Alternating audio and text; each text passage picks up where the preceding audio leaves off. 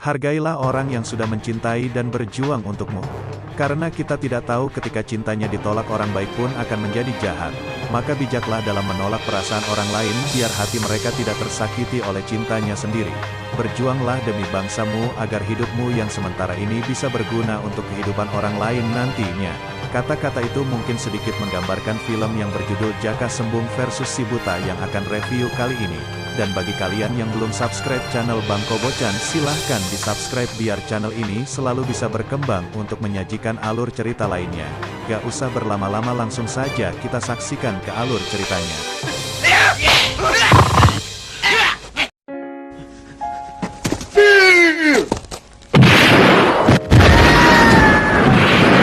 Di awal film kita akan langsung diperlihatkan dengan serangan company ke sebuah perkampungan penduduk.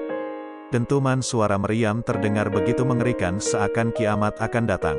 Alasan company menyerang perkampungan itu karena menganggap para penduduk telah menyembunyikan seorang pemberontak yang sangat berbahaya yang bernama Jaka Sembung.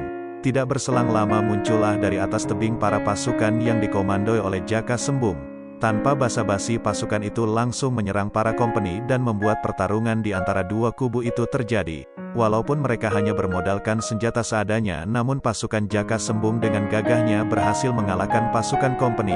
Salah satu menir dibiarkan oleh mereka untuk pergi dalam keadaan sekarat, dengan alasan si menir memberitahukan kepada petingginya bahwa semua itu ulah pasukan Jaka Sembung.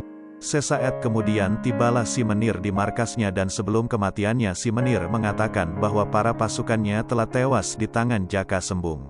Sontak saja hal itu membuat para petinggi company semakin murka dan sangat berambisi ingin segera menghabisi Jaka Sembung. Seperti biasa dengan liciknya para company membuat sebuah taktik adu domba, yaitu dengan cara membuat sebuah sayembara tentang penangkapan Jaka Sembung kepada para jagoan-jagoan pribumi. Sudah dipastikan para jagoan-jagoan itu nantinya akan ditarungkan satu sama lain demi merebutkan sebuah hadiah sayembara. Hari itu juga sayembara langsung diumumkan di markas company dan disaksikan oleh para jagoan-jagoan pribumi.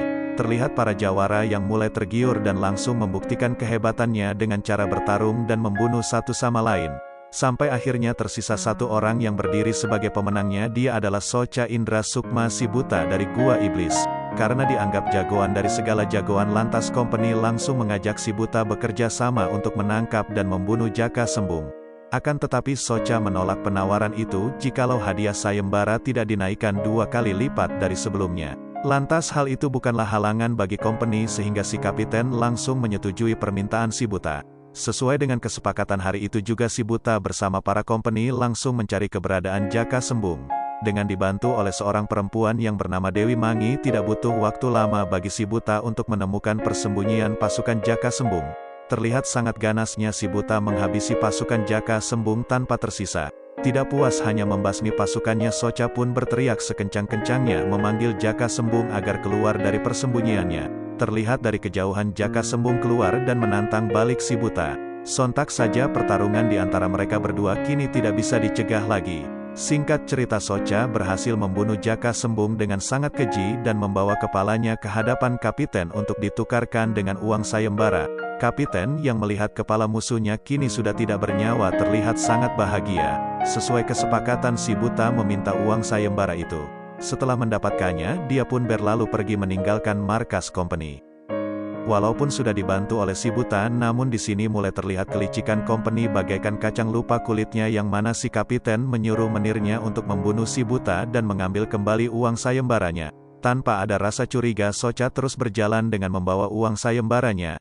Namun tiba-tiba langkahnya terhenti ketika dia pun menyadari ada orang yang sedang mengikutinya. Sontak hal itu membuat dirinya langsung berlari menuju ke dalam hutan dengan diikuti berondongan peluru company yang mengejarnya.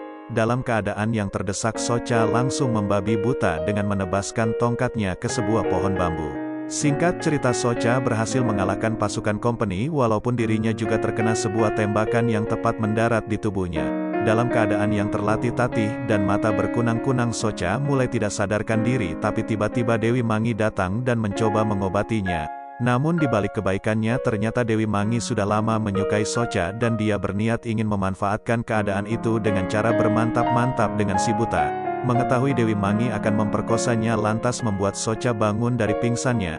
Dalam sadarnya Socha mengatakan kepada Dewi Mangi bahwa hatinya sudah tertutup untuk orang lain dan cintanya hanya untuk kekasihnya yang sudah lama meninggal. Sontak hal itu membuat Dewi Mangi patah hati dan naik darah, dan sebagai ganti dari cintanya ditolak. Dewi Mangi meminta semua uang sayembara itu diserahkan kepadanya.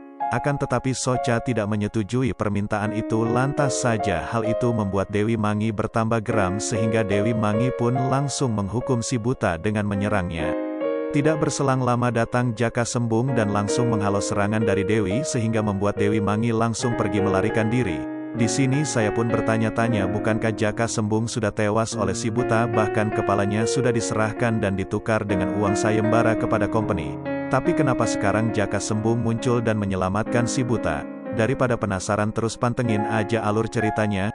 Lanjut cerita, si buta dibawa ke perguruan Jaka Sembung dan terlihat si buta sedang diobati oleh guru Jaka Sembung hingga akhirnya si buta bisa sadar dari komanya. Di markas company terlihat Dewi Mangi yang menyimpan dendam terhadap Jaka Sembung dan si buta mencoba mendatangi kapiten company. Dewi berniat ingin bekerja sama sekaligus memberitahukan kepada company bahwa company telah dibodohi oleh si buta karena kepala Jaka Sembung yang ditukarkan dengan uang sayembara itu bukanlah kepala Jaka Sembung aslinya, melainkan hanya kepala seekor kambing. Di sisi lain juga terlihat Socha yang menceritakan kepada Jaka Sembung dan gurunya tentang sayembara itu. Karena pada sayembara itu, Socha ternyata telah membohongi para company dengan dibantu oleh Dewi Mangi dengan cara menyihir para kawanan kambing menjadi Jaka Sembung dan pasukannya. Di markas company masih terjadi perdebatan antara kapiten company dan Dewi Mangi karena si kapiten masih tidak mempercayai omongan Dewi Mangi. Hal itu karena mereka melihat dengan mata mereka sendiri kepala Jaka Sembung yang dibawa oleh si buta ke hadapannya. Namun ketika Dewi Mangi memperlihatkan hal sebenarnya, sontak saja hal itu membuat para company semakin murka. Sehingga company pun meminta bantuan kepada Dewi Mangi untuk bekerja sama, dan sebagai imbalannya company akan menanggung semua biaya perguruan Dewi Mangi. Sehingga kini Dewi Mangi resmi menjadi bagian company.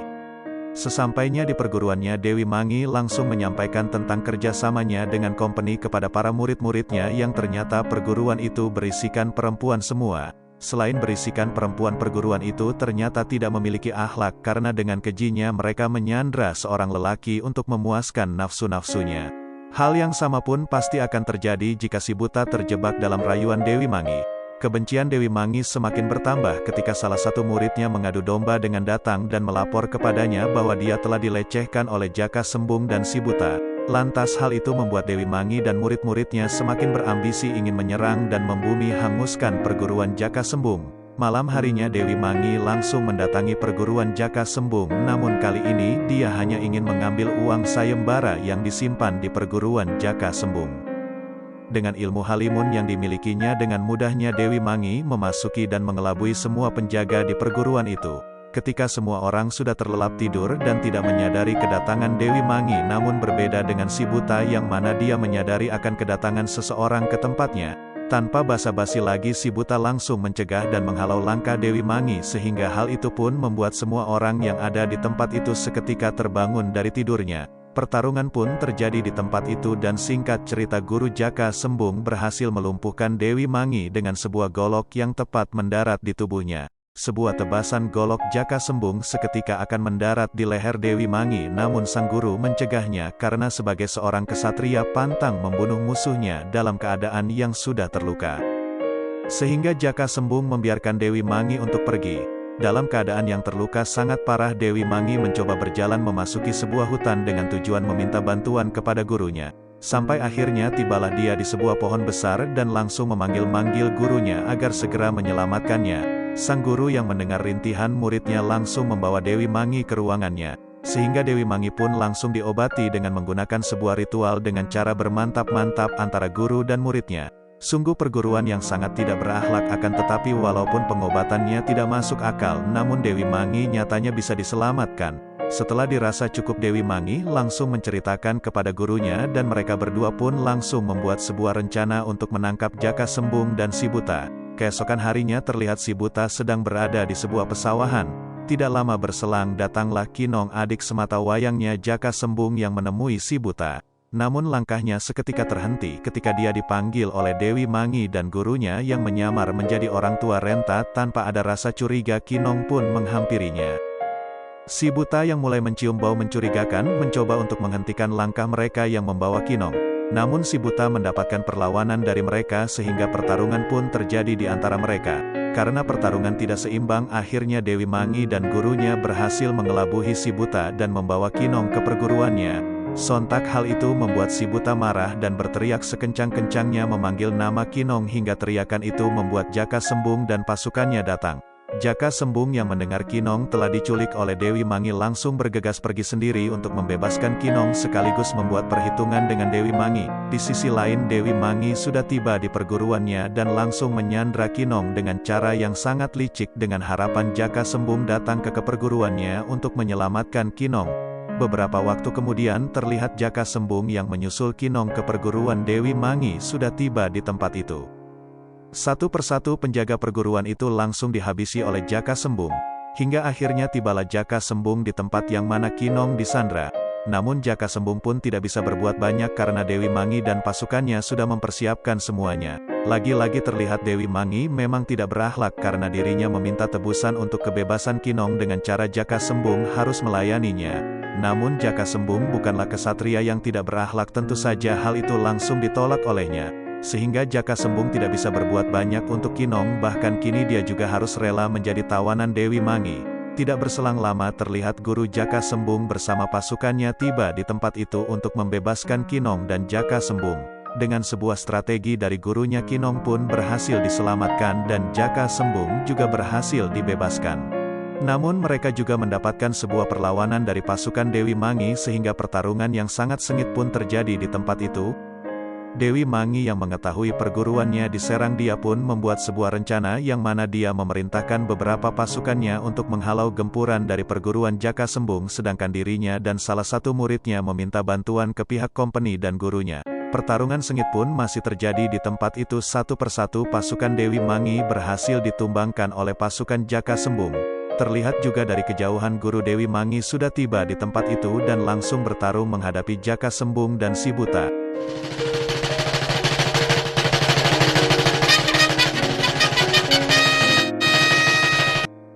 Di sisi lain Dewi Mangi juga sudah tiba di markas kompeni yang mana dia langsung meminta bantuan kepada kompeni untuk melawan pasukan Jaka Sembung.